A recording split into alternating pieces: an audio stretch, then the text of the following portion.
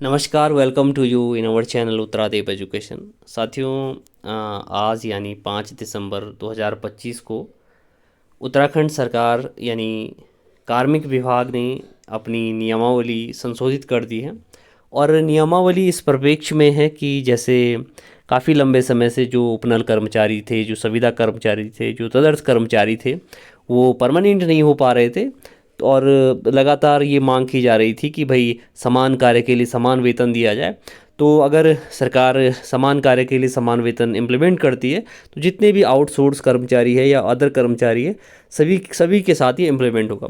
तो आज इस नियमावली जो उत्तराखंड सरकार के कार्मिक एवं सतर्कता विभाग ने संशोधित की है, उस नियमावली को थोड़ा समझेंगे कि आखिर क्या उसमें प्रोविज़न किए गए हैं। तो नियमावली है उत्तराखंड शासन कार्मिक एवं सतर्कता अनुभाग 2, देहरादून, दिनांक 5 दिसंबर 2025, अधिसूचना प्रकीर्ण। राज्यपाल भारत का संविधान के अनुच्छेद 309 के प्रवर्तक द्वारा प्रदत्त शक्तियों का प्रयोग करके दैनिक वेतन, कार्यप्रभारित संविदा या नियत वेतन या अंशकालिक या तदर्थ रूप में नियुक्त कार्मिकों का नियमितीकरण नियमावली 2013 में अग्रेतर संशोधन करने की दृष्टि से निम्नलिखित नियमावली बनाते हैं। यानी ये जो इससे पहले नियमावली थी जो 2013 में बनी थी, और ये नियमावली थी किन के लिए? जो दैनिक वेतन पे काम कर रहे थे, जो कार्यप्रभारित पे काम कर रहे थे, ये जो संविदा पे काम कर रहे थे, या जो नियत वेतन या अंशकालिक या तदर्थ रूप में काम कर रहे थे, तो उनके लिए ये नियमावली थी। और इसमें लिखा है कि दैनिक वेतन, कार्य प्रभारित संविदा, नियत वेतन, अंशकालिक और तदर्थ रूप में नियुक्त कार्मिक। यानी होता क्या है कि जैसे मानवाद कभी जैसे इससे पहले जो टीचर्स लगे, जैसे अंशकालिक टीचर्स लगे, शिक्षा बंधु लगे, शिक्षा मित्र लगे, तो उनके लिए भी संशोधन आए आगे, लेकिन उनको एज अ परमानेंट नहीं माना गया, लेकिन बाद में उनको विनियमित किया गया यानी परमानेंट किया गया। लेकिन इसमें जो ठेके बेस पे जो कर्मचारी लगे हैं या आउटसोर्स बेस पर जो कर्मचारी लगे हैं, वो इस दायरे में नहीं आएंगे। यानी उपनल के थ्रू जो कर्मचारी लगे हैं वही इसके दायरे में आएंगे, या संविदा पे जो हैं, या नियत वेतन में जो है, या अंशकालिक में जो है, या कोई तदर्थ में, वो इसमें आएंगे। तो ये जो नियमावली है, नियमावली कहती है कि नियमावली का संक्षिप्त नाम है, इस नियमावली का संक्षिप्त नाम दैनिक वेतन, कार्य प्रभारित संविदा, नियत वेतन, अंशकालिक तथा तदर्थ रूप में नियुक्त कार्मिकों का विनियमितीकरण संशोधन नियमावली 2025 है। यानी जो 5 दिसंबर 2025 को इसको संशोधित किया गया है।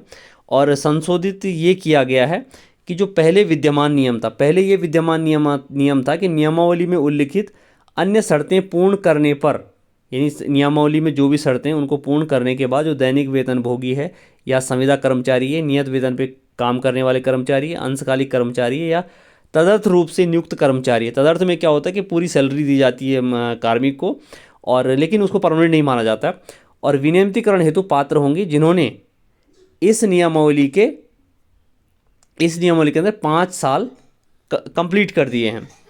फिर इसमें लिखा है कि एतद्द्वार प्रतिस्थापित उपनियम, और जो इसमें संशोधन किया गया कि नियमावली में उल्लिखित अन्य शर्तें पूर्ण करने पर दैनिक वेतन, कार्य प्रभारित संविदा, नियत वेतन और अंशकालिक तथा तदर्थ रूप से नियुक्त हुए कार्मिक विनियमितीकरण हेतु पात्र होंगे जिन्होंने दिनांक 4/12/2018 तक, यानी सरकार ने क्या कर दिया है कि एक डेडलाइन तय कर दी है कि जो भाई अगर 4/12/2018 तक किसी को 10 साल हो रहे हैं तो वही कार्मिक क्या होंगे, वही कार्मिक परमानेंट होंगे।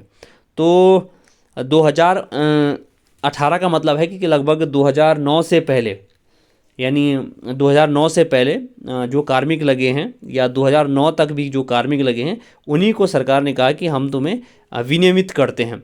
लेकिन अब देखना ये होगा कि सरकार को समान कार्य के लिए समान वेतन देना पड़ेगा। और अगर सरकार समान कार्य के लिए समान वेतन देगी तो हो सकता है कि जो और कर्मचारी हैं जो 10 साल के दायरे में नहीं आ रहे हैं 2018 तक, तो उनको नियमित नहीं करेगी, या धीरे धीरे नियमित करेगी, लेकिन उनको समान कार्य के लिए समान वेतन दे। यानी उनको जब समान कार्य के लिए समान वेतन मिलेगा तो धीरे धीरे उनको सरकार ऑब्वियसली बात है कि नियमित करे। लेकिन सबसे बड़ा क्वेश्चन या सबसे बड़ा प्रश्न बनता है कि अगर सरकार समान कार्य के लिए समान वेतन देती है तो इससे सारे कर्मचारियों को, जितने भी आउटसोर्स से लगे हैं या जितने भी दैनिक वेतन पे लगे हैं, उन सभी को फ़ायदा होगा। तो thank you and have a good day.